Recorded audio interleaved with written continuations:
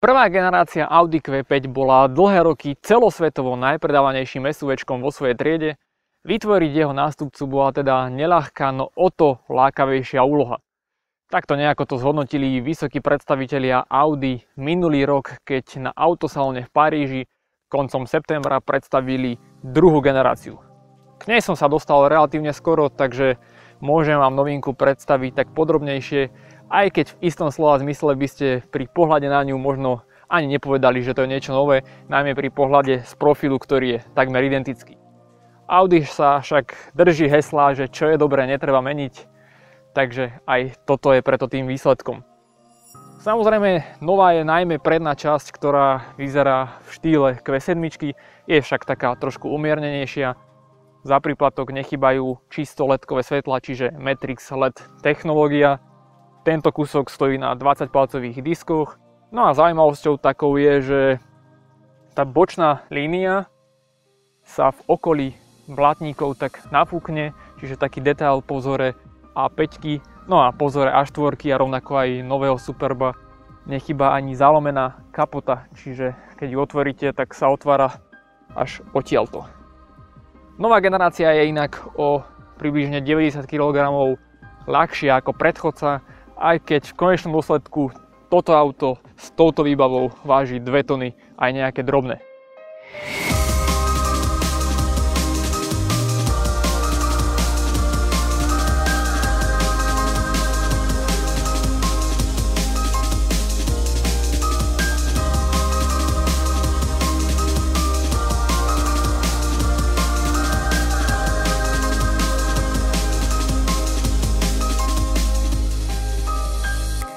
Pokiaľ ide o exteriér, patrilo by sa si spomenúť aj to, že nová generácia sa píši výbornou aerodynamikou, nakoľko súčiniteľ odporu vzduchu má hodnotu len 0,30, čo je na pomer SUVčiek veľmi pekný údaj.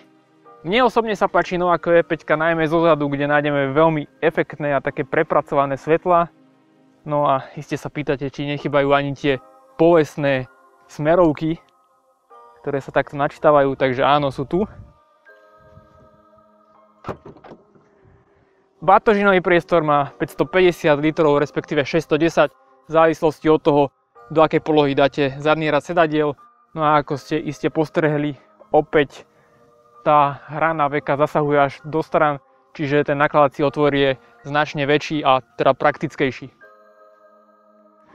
Pokiaľ hovorím o trendoch, ako sú tie smerovky, tak nedá mi nespomenúť aj tieto výfuky, ktoré vlastne výfuky nie sú, sú to iba také záslepky, keďže ide o naftovú verziu bez S-lineového exteriérového paketu. Kľúčky sa otvárajú dohora, ako to je u nových Audinách. No a dvere samotné sú vrátane prahov, takže či máte to auto špinavé alebo nie, nikdy si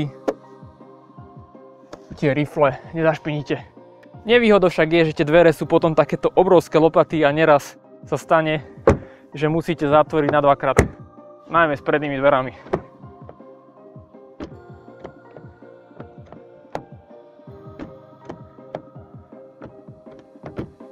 Chce to cvik.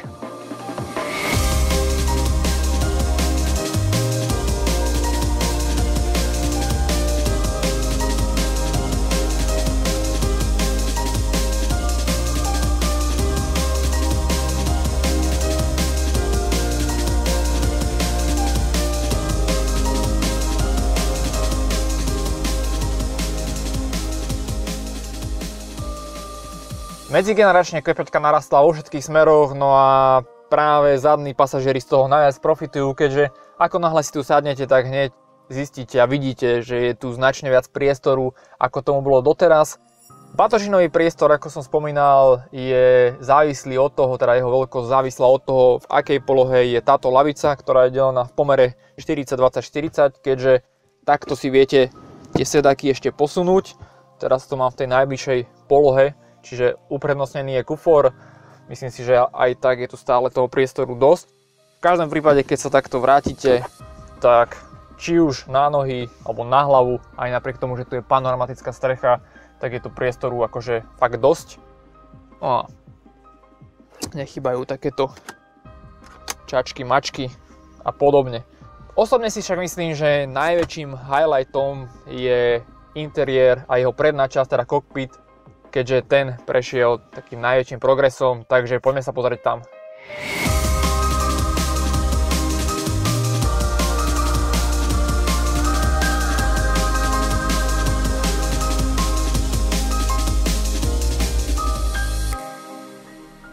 Ak ste totiž sedeli v predošlej Q5, tak určite ste postrehli to, že aj napriek tomu, že ten exteriér je, myslím si, že stále veľmi moderný, tak o tom interiéri sa to povedať veru, že nedalo. No a práve preto tu je úplne všetko nové, čiže toto, čo tu vidíte, tak to je úplne, že 101 oproti tomu, čo bolo v Q5 doteraz. Priznám sa, že trošku mi tu chýba tá horizontálna línia výduchov, ako to má Q7, A4 a A5. Na druhú stranu je to však také trošku iné, jedinečnejšie. Ale inak v zásade všetko sa to nesie v takom dobre známom duchu kokpitov, aké Audi teraz robí. Čiže asi nič tu nikoho neprekvapí. Spomenúť musím, že nová Q5 sa vyrába v Mexiku a s tým veľa ľudí tak trochu spochybňuje kvalitu. Ak ste videli moje video A4, tak viete, že som tam trošku skritizoval strop, ktorý sa hýbal. Keď to tu urobím, tak drží, takže zjavne Mexičania to vedia robiť ešte lepšie ako Európania. Tlačidlá sú však stále také hlasné, také vrzgajúce. Volant ako taký je však veľmi pekný, tento S-Lineový by som možno ani nečakal v takomto aute. No a budíky, 12,3 palcový Virtual Cockpit, ktorý som vám už predstavil neraz, takže ak chcete vedieť podrobnosti, prelúskajte si moje videá. Centrom je 8,3 palcová obrazovka, rovnako známe nastavenia klímy, veľmi pekné dotykové plochy, takéto hračky. No a keďže už dlho som nepovedal slovíčko vypichnúť, za to, že ste ma kritizovali, tak teraz si to môžem dovoliť. No a vypichnúť musím tento stredový detail, ktorý nazvem ako nejaké simplifikáciové riešenie, keďže štandardne si tu viete dať nejaké poháre na vodu a zároveň máte tu podložku na bezdrôtové nabíjanie telefónu, Samsung a neviem ešte aké to podporujú. Keď si tu dáte ten telefón, tak môžete si tú priehradku takto posunúť, čiže máte nabíjačku na telefón, ak to práve nepotrebujete, tak to zasuniete. Čiže veľmi pekný detail, plus takto si viete dať peňaženku alebo telefón odložiť kade tade. Ten panel je inak celkovo taký trošku položený nižšie v porovnaní s Q7, ale hravím v zásade všetko dobre známe v duchu súčasných trendov.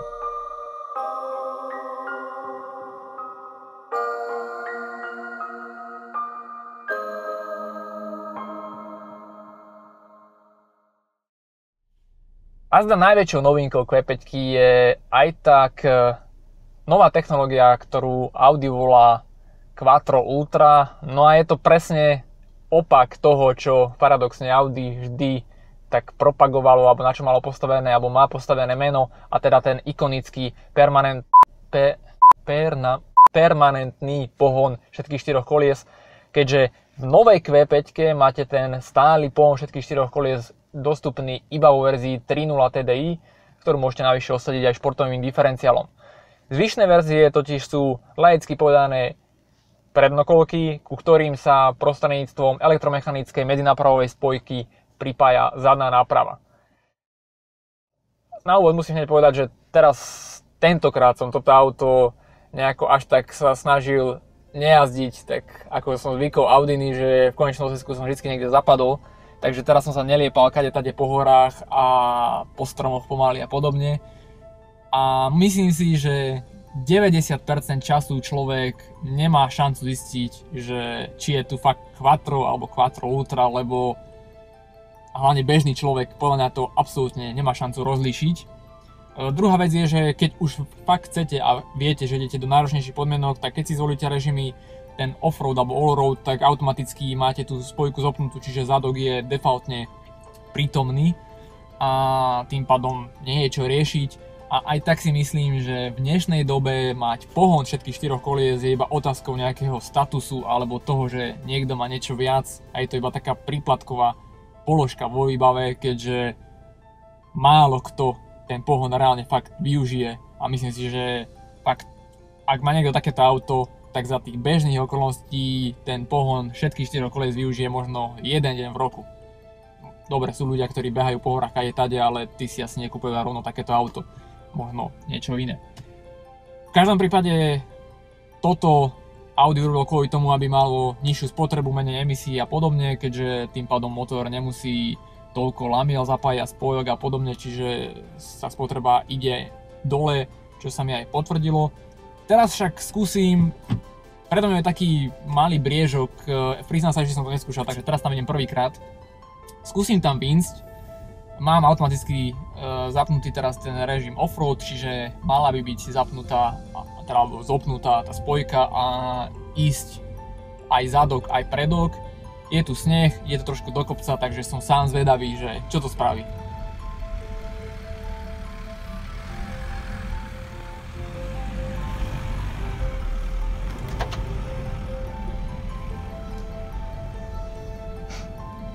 Ako nič. Takže myslím si, že tie pochybnosti nie sú moc na mieste. A v konečnom dôsledku, toto čo ste videli, to je asi aj tak úplne to najviac, kde s takýmto autom budú ľudia chodiť, takže nie je čo riešiť.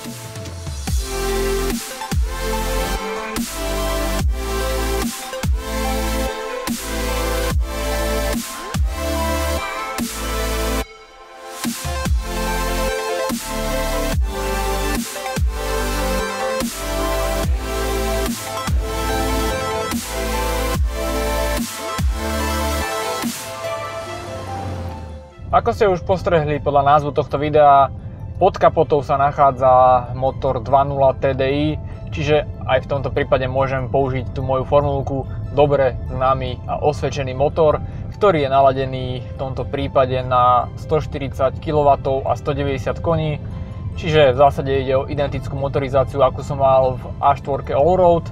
Tu mi tá dynamika príde taká trošku horšia, v istom slova zmysle, aj keď stále si myslím, že tých 190 koní je na toto auto akože úplne že bohate stačí, aj keď 3 liter bude asi o inom, veď nebudeme si klamať. Čo ma príjemne prekvapilo a zase v prípade Audi je spotreba, keďže keď som si to vynuloval a išiel som akože tak fakt predpisovo a normálne v meste, mimo mesta po diaľnici, tak akože za tých 6,5 litra aj pod 6 litrov neraz sa dá s týmto autom ísť, čo je akože na toto auto, myslím si, že opäť pekný údaj. Druhá vec, čo musím fakt pochváliť, je podvozok. Ja nechápem, čo v tom Audi robia, ale posledné roky, či už A4 alebo aj tá Q7 dáva také podvozky a tak famózne to tlmí, že dovidenia. V tomto prípade teda vzduchový, ktorý v tom klasickom režime je v nejakej tej defaultnej výške. Keď zvolíte režim Allroad, tak sa zdvihne o 25 mm a potom v offroade ešte o pár centimetrov ďalej. Naopak v Dynamic režime si to auto tak klakne. Nie je ten podvozok možno až taký famózny ako v Q7, čo je možno aj kvôli tomu, že tu je ten razor taký krátší alebo menší. A hlavne keď trafíte povedzme kanál alebo nejaký výmol jedným kolesom, tak ako nefiltruje to až tak dokonale, ale v každom prípade fakt klobúk dole. No a natáčanie kolies tu nenájdete, ani za príplatok, to je až od Q7.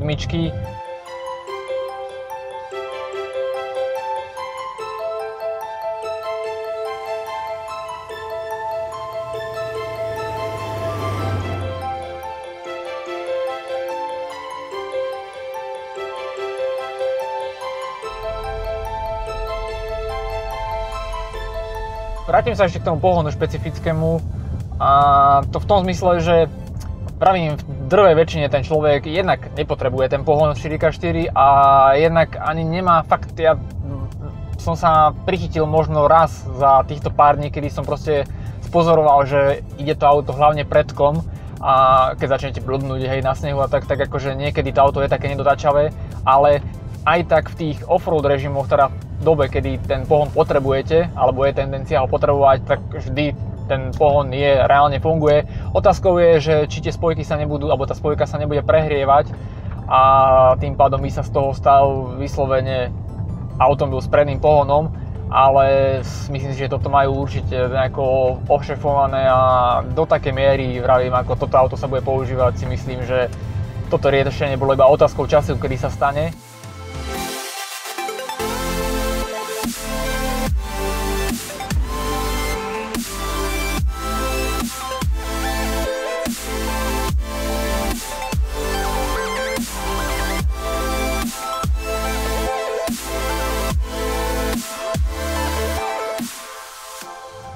No a na záver možno pohľad do ceníka, kde Q5 začína na nejakých 43 000 cca a tento exemplár v prakticky fullke alebo plnej výbave, ako sa tak familiárne hovorí, stojí takmer 80 litrov. V zásade je tu prakticky všetko, čo tu môžete mať, hej, vrátane perfektného head-up displeja, ktorý už je normálne, že sa premieta na sklo a nie taký vysuvný terčík.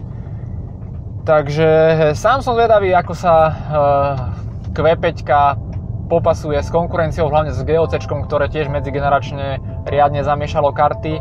No a uvidíme, či táto novinka nadviaže na ten úspech predchodcu. Potenciál na to rozhodne má.